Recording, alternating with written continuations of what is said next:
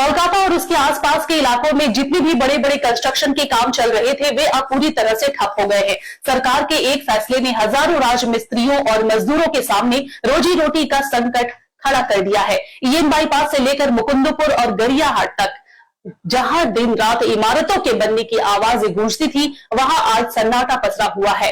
काम बंद होने की वजह से बेबस मजदूर अब पेट की भूख मिटाने के लिए दूसरे राज्यों की तरफ पलायन करने को मजबूर हो गए हैं।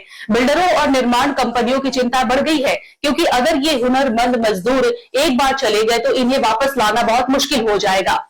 काम हुआ ठप, छिन गई रोजी रोटी। मजदूरों के कदमों ने फिर पकड़ ली परदेश की राह मोटी।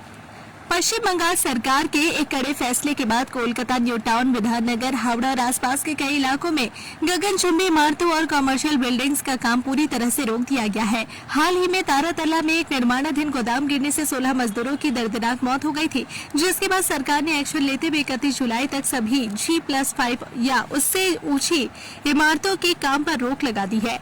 इस दौरान हर प्रोजेक्ट का सेफ्टी ऑडिट किया जाएगा ताकि सुरक्षा मानकों की जांच हो सके, लेकिन इस सुरक्षा जांच के फैसले ने गरीब मजदूरों की कमर तोड़ दी है। मुर्शिदाबाद, दक्षिण 24 परगना, अन्य जिलों से कोलकाता आए मजदूर 2 दिन तक इस उम्मीद में रुके रहे कि शायद काम दोबारा शुरू हो जाए, लेकिन जब कोई रास्ता नहीं दिखा तो वे शनिवार सुबह से ही अपने बोरिया बिस्तर समेट कर घर लौटने लगे या फिर ज्यादा दिहाड़ी की आस में बेंगलुरु, मुंबई जैसे दूसरे राज्यों की तरफ निकल गए। कंस्ट्रक्शन कंपनी और रियल एस्टेट के मालिकों का कहना है कि इन गरीब मजदूरों के पास इतने दिन बिना काम के बैठकर खाने की बचत नहीं होती जो हुनरमंद मजदूर होते हैं।